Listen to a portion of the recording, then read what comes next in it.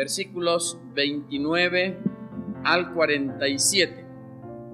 Hechos capítulo 2, 29 al 47. Mantenga por favor su Biblia abierta. La Iglesia del Nazareno actualmente está trabajando en 95 países del mundo. Tiene algunas metas que ha establecido para la asamblea de 1993. Y una de ellas es que se espera tener para ese año 1 millón de miembros en plena comunión. Es una gran meta. Es una buena meta. Esto nos lleva a considerar que para Dios un alma es más importante que todo el mundo junto. Dios le da valor a la persona de manera individual, de manera personal. Y en la Iglesia del Nazareno creemos que cada persona es importante. Uno que se convierta, uno que acepte a Jesucristo, uno que sea transformado por el Señor, es realmente valioso a los ojos de Dios. Pero hay un problema muy serio. De cada 10 que ganamos, 6 perdemos. Las estadísticas nos asustan a veces. Claro, cuando decimos que perdemos 6 de cada 10, no nos referimos tanto de que 6 se regresen al mundo o al pecado o a la maldad. Pero de cada 10 que se convierten en nuestra iglesia, 6 de ellos se ubican en otras iglesias. Y por supuesto, alguna mínima cantidad vuelve al mundo. Cosechar es recoger el grano o lo que se sembró y retenerlo. Este es el año de la cosecha, así se le ha denominado. 1992, año de la cosecha. Pero cuando hablamos de cosechar, tenemos que considerar de que cosechar es recoger el grano, sea maíz, sea arroz, sea trigo, o cualquier otro fruto, o cualquier otra cosecha, pero retenerlo es lo importante. Mientras viajaba al sur de la República, por lo menos pasamos por unos 3 o 4 ingenios azucareros. Y no es difícil que usted identifique que cerca hay un ingenio azucarero, por una característica. Cuando usted viaja en esas carreteras cerca de algún ingenio, usted descubre que hay camiones o remolques que llevan mucha caña, pero gran cantidad de la caña que llevan se va soltando y se va cayendo. Y en la carretera uno puede encontrar cantidad de caña de azúcar que en algunas partes hasta cubre la carretera. Tenemos que preguntarnos si es esta la manera correcta de cosechar. Si acaso una parte de la cosecha se pierde mientras viajamos por esta vida, o tenemos que hacer algo para que los que se cosechan se queden en el granero del Señor, continúen dentro de la iglesia militando hasta que el Señor venga.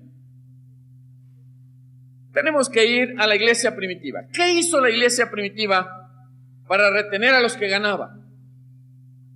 ¿Qué hizo la iglesia primitiva? ¿Cómo es posible que la iglesia primitiva ganaba a personas y las conservaba?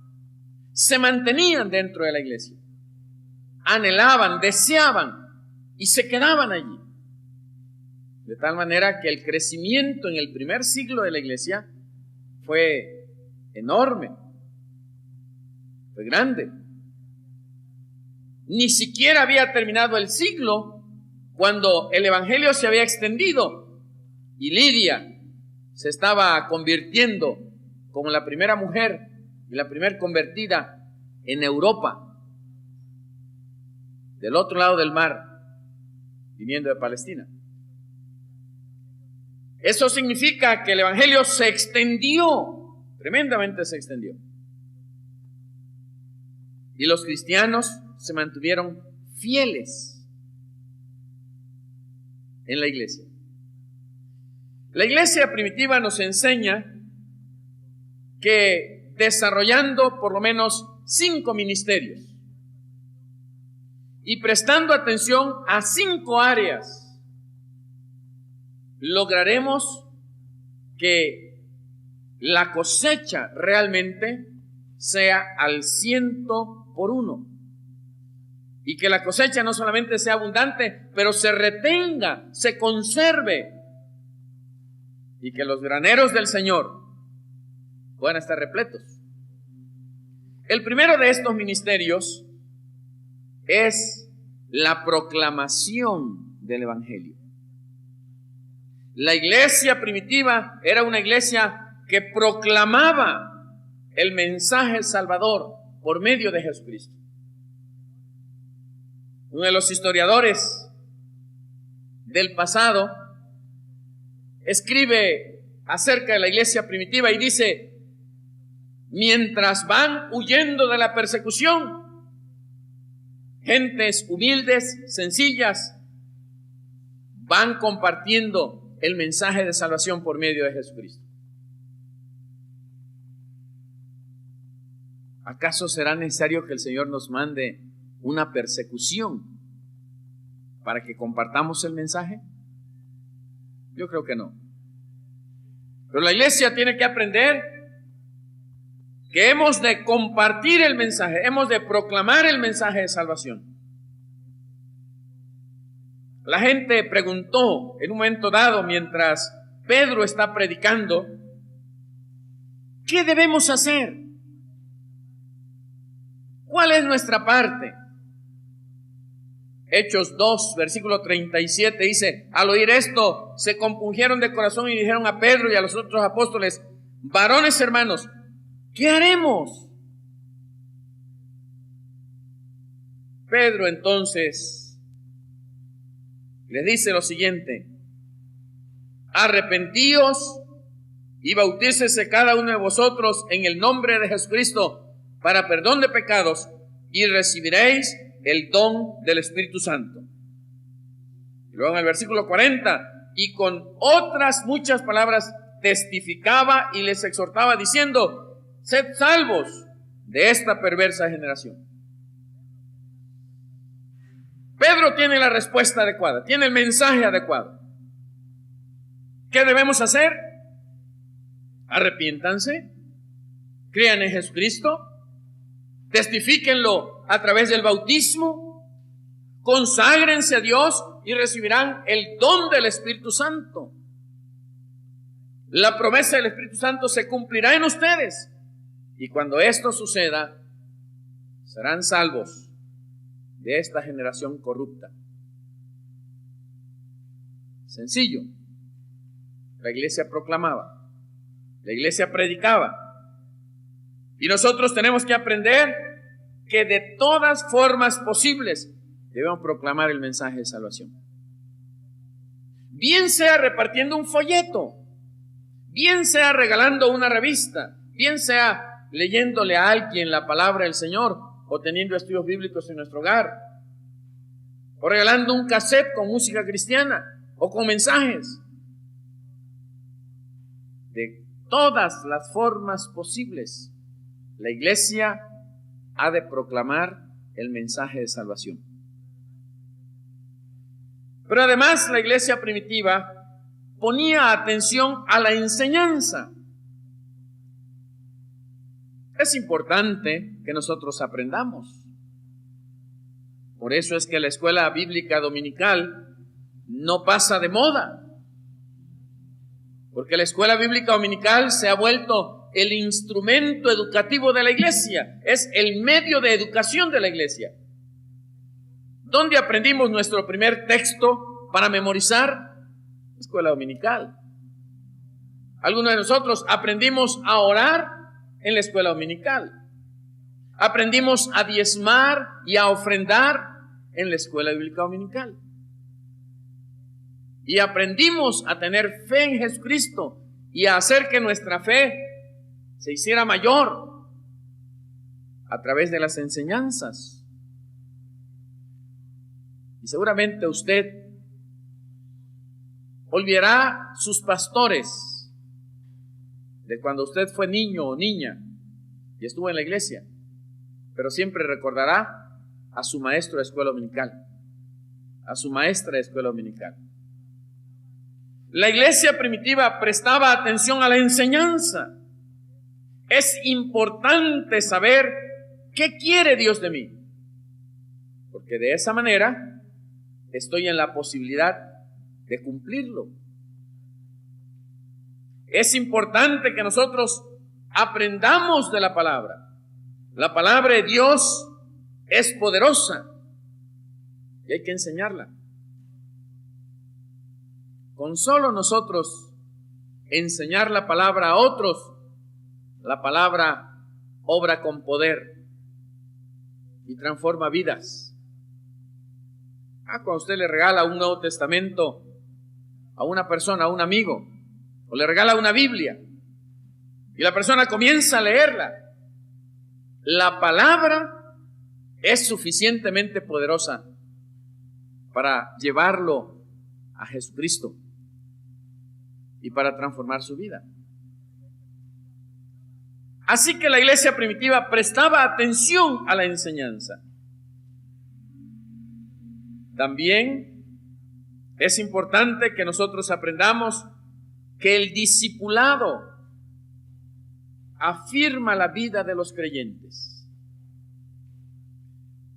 Por experiencia personal he visto que aquellos creyentes que inmediatamente después de convertirse comienzan a tomar un curso de discipulado, tal vez las bases bíblicas para mi crecimiento en Cristo o las bases para mi vida cristiana o algún otro curso bíblico, se afirman en su fe y quieren aprender más de la palabra, y nosotros tenemos la oportunidad de discipular a otros.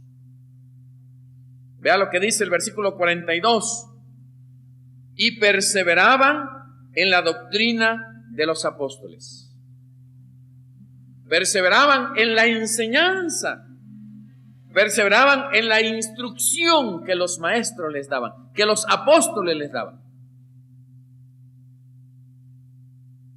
En tercer lugar, se servían unos a otros. Dice en los versículos 44 y 45, todos los que habían creído estaban juntos y tenían en común todas las cosas. Y vendían sus propiedades y sus bienes y lo repartían a todos según la necesidad de cada uno. Se servían, se ayudaban, compartían lo que tenían, veían por las necesidades materiales de otros.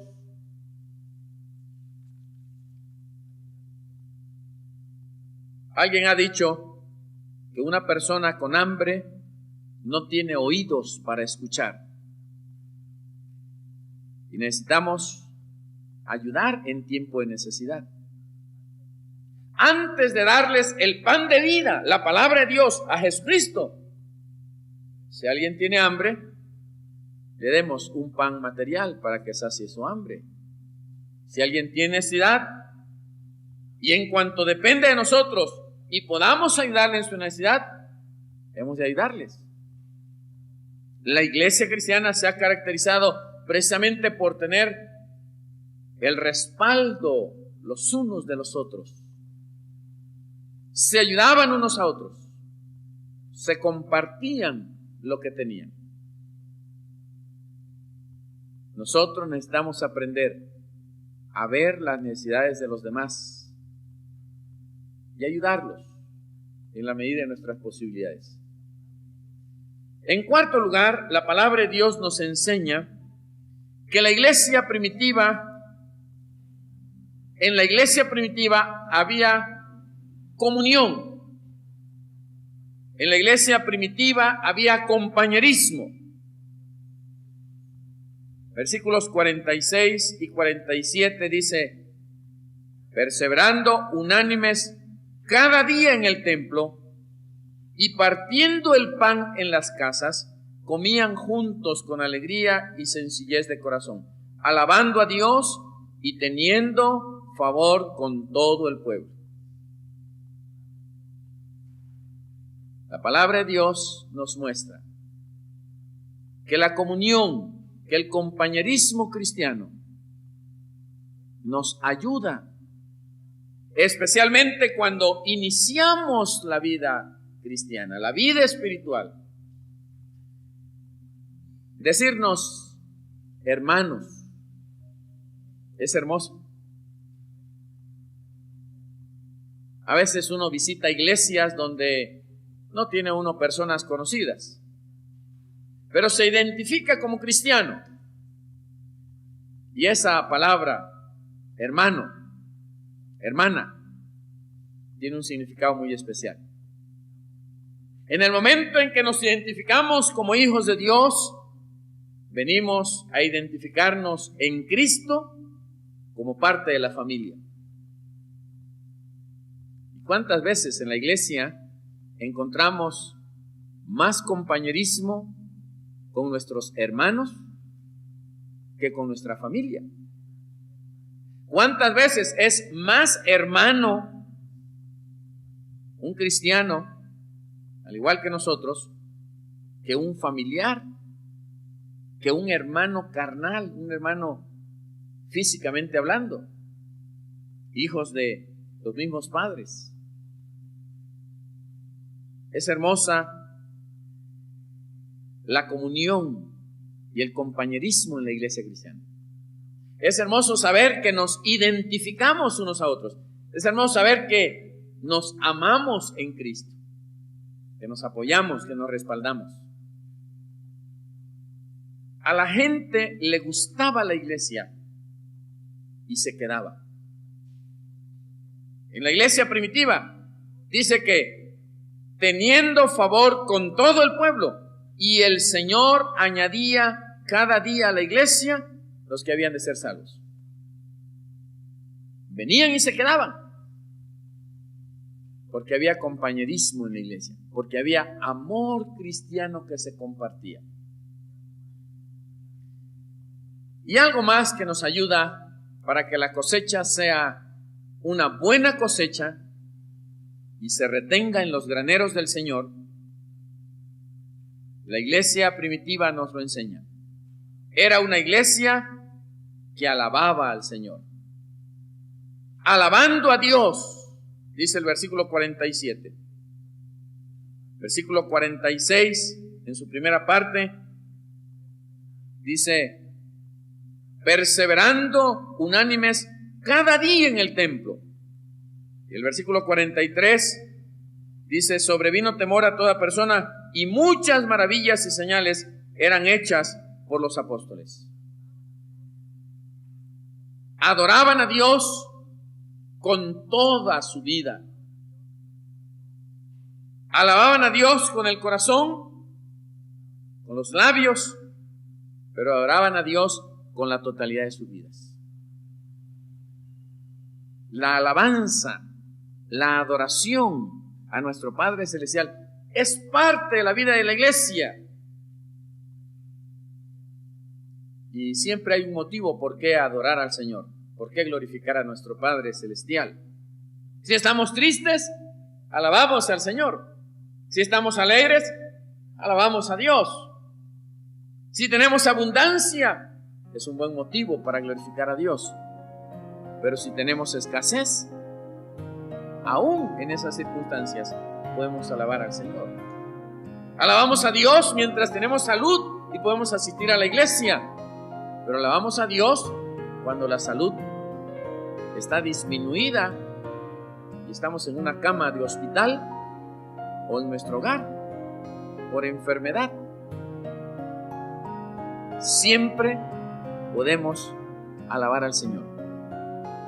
Y como iglesia, una de las cosas que va a ayudarnos a retener los frutos del evangelismo es que seamos una iglesia que alaba al Señor, que glorifica al Señor, que honra su nombre. Amados hermanos, cuando estemos dispuestos a poner nuestra parte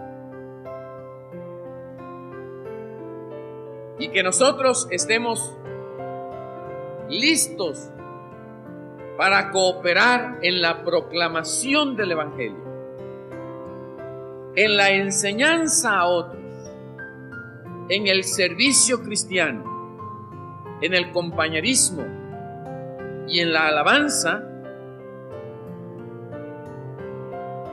en los hechos de la iglesia actual se escribirá, al igual que en los hechos de la iglesia primitiva.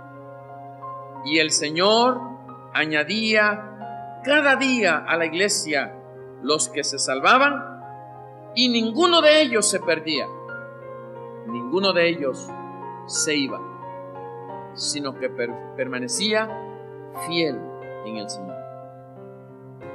Todos tenemos un lugar donde podemos participar, bien sea en la proclamación, bien sea en la enseñanza, bien sea en el servicio, bien sea en el compañerismo cristiano, bien sea en la alabanza y en la oración a Dios. Allí está tu lugar, allí está nuestro lugar. Allí podemos glorificar el nombre de nuestro Padre Celestial, y allí podemos, sirviéndole a Él, ayudar a la iglesia para que la cosecha persevere y los graneros del Señor siempre tengan abundancia en la cosecha espiritual que seguramente Dios nos puede conceder este año. Que Dios nos ayude a poner nuestra parte. Les invito a orar, hermanos. Señor, te agradecemos lo que hiciste en la iglesia primitiva. Te agradecemos las características y los ministerios que desarrollaron en la iglesia primitiva los primeros cristianos. Pero Padre, te rogamos que nos ayudes a nosotros para poner nuestra parte, para colaborar de tal manera, Señor, que la cosecha no solamente sea abundante, pero la cosecha se retenga. Señor, ayúdanos a tomar nuestro lugar en la proclamación, en la enseñanza, en la alabanza, en el servicio, donde tú quieras usarnos, Señor, pero que estemos dispuestos a participar. Estamos seguros que la honra, la gloria, la alabanza serán a tu nombre. Y por supuesto, Señor, no dejarás sin recompensa todo lo que hagamos en tu obra.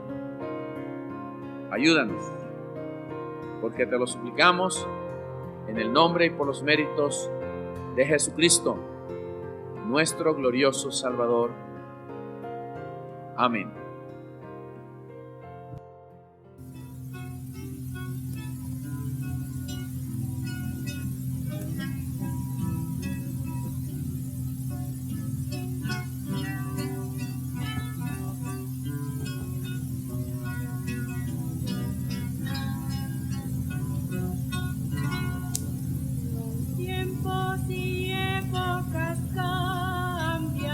Las flores se marchitan.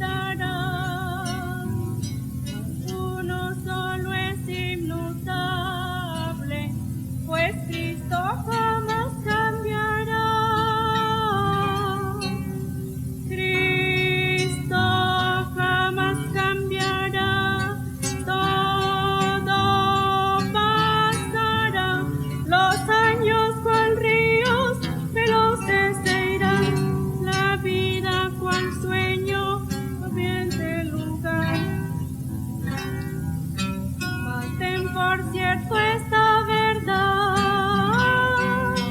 Cristo jamás cambiará. Del mundo el dinero se esfuma, pues solo es placer temporal, mas esta riqueza es eterna, pues Cristo jamás cambiará.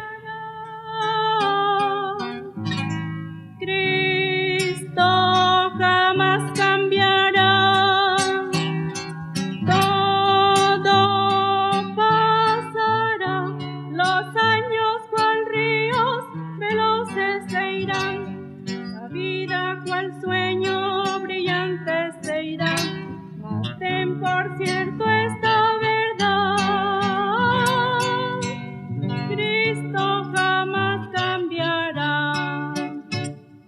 El sol de la vida se oculta, las sombras permanecerán, mas Él por los siglos perdura, mas Cristo jamás cambiará.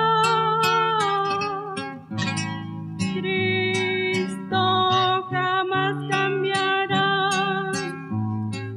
Todo pasará, los años cual ríos veloces se irán, la vida cual sueño brillante se irá.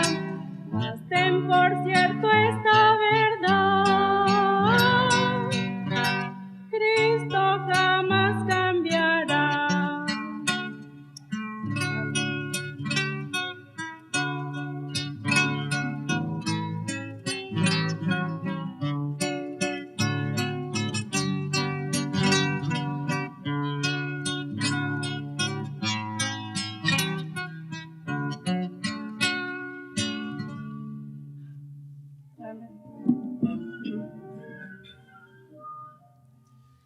Yo escucho, buen Jesús, tu dulce voz de amor, que desde el árbol de la cruz invita al pecador.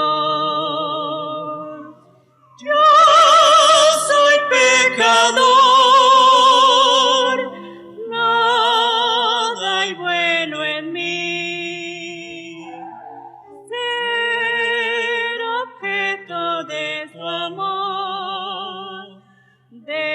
Deseo y vengo a ti.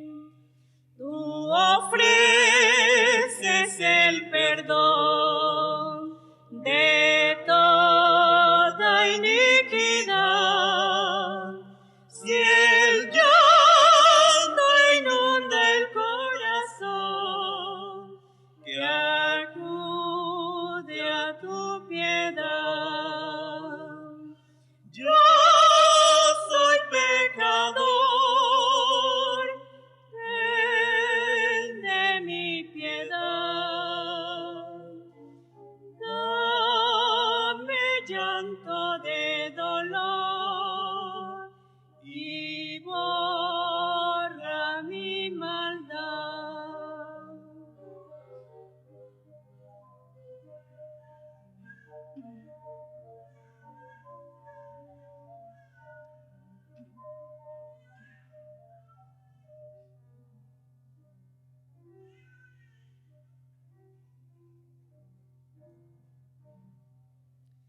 Tú ofreces aumentar la fe del que creyó, y gracia sobre gracia dar a quien en ti esperó.